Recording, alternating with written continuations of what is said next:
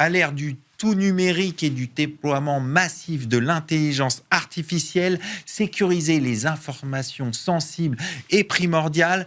Comment préserver la confidentialité des données? On en parle tout de suite avec mon invité, Gary Haas, fondateur de Docult. Gary Haas, bonjour. Bonjour Arnaud. Alors avant toute chose, on va parler un peu de l'intelligence artificielle et comment les avocats et les directions juridiques s'en saisissent. Selon vous, comment les avocats et les juristes appréhendent l'intelligence artificielle? Alors au début, il l'a appréhendé de façon un peu sceptique, comme tout changement, comme toute nouvelle chose. Très rapidement, on s'est rendu compte dans les cabinets d'avocats qu'il y avait un vrai shadow usage de l'IA, c'est-à-dire un usage non autorisé, non officiel, exactement, de l'IA dans les cabinets. Et donc, petit à petit, le CNB a donné des directives. Les cabinets d'avocats se sont mis à faire des chartes d'IA parce qu'ils devaient communiquer leur usage à leurs clients. Et donc, est né quand même pas mal de réflexions et de problématiques par rapport à cet usage, ce qui nous amène ici aujourd'hui. Alors justement, la confidentialité est clé dans les échanges entre professionnels du droit et leurs clients. Comment garantir cette confidentialité des données? C'est une bonne question. On nous la pose souvent. C'est vrai qu'aujourd'hui, le RGPD, c'est pas une garantie du secret professionnel. C'est une garantie sur l'hébergement des datas et sur un certain contrôle des datas. Et le secret professionnel va beaucoup plus loin que le RGPD. Et donc là-dessus, il n'y a pas 36 000 façons de bien le faire. Il y a anonymisé ou il y a pseudonymisé qui a une différence entre les deux. Anonymisé, ça va être occulter des informations lisibles qui pourraient permettre l'identification d'une personne. Et la pseudonymisation, ça va être la même méthode, mais avec un côté réversible. Et dans l'usage de l'IA pour les avocats aujourd'hui, ce qui est intéressant, c'est de savoir pseudonymiser un document et de le rendre réversible après avoir eu usage de l'IA dans le document ou les informations données. Aujourd'hui, concrètement, quels sont les documents ou les process qu'on peut pseudonymiser? Alors, les documents, c'est tous les documents. J'ai vu des avocats qui voulaient pseudonymiser des tableaux Excel parfois, des documents PDF, des documents Word. Aujourd'hui, de plus en plus, ce qu'on va appeler le fichier MD, qui est le fichier lu par les machines, qui est le plus optimisé par rapport à la consommation de tokens. Donc, tout document peut être pseudonymisé, même un PDF, même une image, elle peut être pseudonymisée. Alors vous avez créé une solution Docult, justement, qui fait ce travail. Comment votre solution identifie les données personnelles dans les conclusions, dans les contrats, de manière à les pseudonymiser? Alors, on a créé un moteur qui s'appelle le moteur Docult, qui est basé avec une IA. Il ne faut pas cacher les choses, c'est quand même une IA. À la différence que IA au sens programmatique du terme. Ça veut dire quoi? Je vais vous expliquer. La première IA, est-ce que vous savez de quand elle date, Arnaud? Je dirais les années 50. Alors presque, c'est 1944. C'est Alan Turing avec la machine Enigma. C'était même pas un ordinateur. Et c'était pourtant une IA. Et donc, on va appeler IA ce qui va être programmé de façon automatique pour faire, là en l'occurrence, de la détection de mots. Donc, ce n'est pas un LLM, c'est vraiment algorithmique. Et donc, il y a un moteur qui est basé sur une IA, qui est le moteur Docult, qui permet justement, dans un texte, d'aller décortiquer les mots et de détecter les mots anonymisés avec, du coup, tout un travail en amont fait par l'équipe de Docult pour détecter les valeurs anonymisées ou pas. Par exemple, quand on va dire les parties ou l'adversaire, ça, il faut le laisser en clair. D'accord. Mais Monsieur Martin, ça, on va devoir l'anonymiser. Et donc, l'outil permet de faire ça. Mais ça n'empêche pas d'avoir un contrôle humain pour valider le document ou rajouter ou parfois aussi dépseudonymiser, parce que parfois il peut y avoir une surpseudonymisation. D'accord. Ça peut arriver aussi. Donc là, on peut ajuster en fonction du résultat, on peut enlever une pseudonymisation ou pas.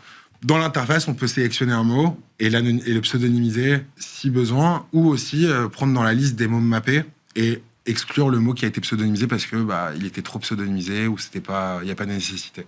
Alors la question qui se pose souvent quand on a une nouvelle solution, c'est comment on l'intègre à son environnement numérique. Comment ça se passe avec Docult? Alors avec Docult, il y a une interface, on se connecte, on a un espace dédié, on peut gérer la pseudonymisation par dossier. Mais il y a aussi une extension Chrome qui a été faite, parce qu'il faut savoir que Docult, c'est un outil comme il en existe d'autres, C'est pas le seul outil de pseudonymisation. La différence pour moi, c'est l'expérience utilisateur qui a été conceptualisée by design. Il y a quoi de plus pour dans les votre avocats. solution Il y a une extension Chrome. Donc, on va pouvoir prendre un document pseudonymisé, le mettre dans ChatGPT, Claude, Mistral, Grok, si on veut, et demander à l'IA de le lire. Et l'IA va lire les valeurs pseudonymisées. Et il y a un mode lecture clair. Excusez-moi, il y a un mode lecture clair dans l'extension Chrome qui permet en fait, dans le navigateur directement, de rendre visible et intelligible le travail qui est fait directement sur l'interface de l'IA. Il y a aussi un module qui est en cours de préparation, qui va bientôt sortir, pour avoir un add-in directement dans Word et pouvoir, dans un document Word, pseudonymiser directement le document et pouvoir aussi les dépseudonymiser dans Word. D'accord. Du coup, on est en train d'éditer un contrat et si on veut pseudonymiser pour des raisons de confidentialité, on pourra le faire directement dans son Word. Exactement. Et c'est ça l'intérêt de Docult, c'est vraiment d'avoir un outil fiable, mais aussi pensé pour le métier d'avocat ou d'autres professions réglementées, pratique. Et pas juste avoir un outil qui pseudonymise et puis après devoir comprendre c'est quoi cette valeur, ça correspond à qui, etc.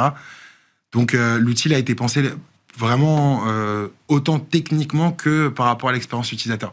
Je pense aussi il y a un autre aspect important, c'est aussi avoir une garantie. Parce que demain et dans les années qui vont arriver... C'est quoi cette garantie ? Demain, un client pourrait vous dire mais comment ça se fait que mes informations, elles sont rendues publiques, vous avez utilisé un LLM, vous avez utilisé une IA, je n'étais pas d'accord. Et donc, il faut que le juriste puisse prouver qu'il a bien fait son travail, qu'il a utilisé les bons outils, et que peut-être c'est la partie adverse qui ne l'a pas fait, qui n'a pas été aussi rigoureuse, ou tout simplement le client, en fait, qui, en voulant travailler les conclusions de son avocat dans l'IA, en fait, a rendu visible un LLM ces informations confidentielles. Donc, la garantie, elle permet d'avoir un eurodatage sur l'usage d'un document et de pouvoir demain, s'il faut, sortir cet eurodatage et l'amener, le produire en justice. Dernière chose, c'est quoi ? Vous avez parlé d'un add-in. Est-ce qu'il y a d'autres projets de développement auxquels vous pensez dans les prochaines semaines ? Tout à fait. On va rajouter une solution d'encryption de bout en bout. Ça veut dire quoi ? Alors, c'est un chiffrement des données. Donc, du coup, on est HDS, on est dans un environnement sécurisé. Mais de mon expérience qui était dans les datas de santé, c'est pas suffisant. Et donc, il y a des outils qui permettent de chiffrer les tables de conversion, de correspondance, pour vraiment garantir que même chez nous, on n'a pas accès aux valeurs de façon lisible. Et il n'y a que l'avocat qui aura pseudonymisé des documents qui pourra avoir ces datas visibles. Donc, si par exemple, demain, on se fait pirater, hacker, ce qui peut arriver, et du coup, on restera quand même avec des valeurs sécurisées et confidentielles. Et le hacker ne pourra pas lire ces informations. Donc le but, c'est vraiment d'offrir une sécurité la plus forte possible ? Exactement. Et ça, c'est, je pense, important dans le monde du droit. On l'a appliqué depuis très longtemps dans le Ségur de la santé, avec toutes les datas de santé, en ayant des principes quand même très forts sur la sécurité. Et je dirais un léger laxisme dans l'environnement de la legal tech. Et donc moi, de mon expérience, j'ai envie d'apporter les mêmes garanties, la même solidité. Donc, pas que dans la technicité, mais aussi dans l'environnement qui est autour. Et donc, le chiffrement, pour moi, est une très bonne pratique qu'on met dans Docult, mais que j'aurais tendance à vouloir mettre dans tous les outils que j'offrirai aux professionnels du droit. On va conclure là-dessus. Merci, Garias. Je rappelle que vous êtes le fondateur de Docult. Merci beaucoup, Arnaud. C'est la fin de ce Lex Inside. Merci de votre fidélité. Restez curieux et informés. À demain sur Be Smart for Change.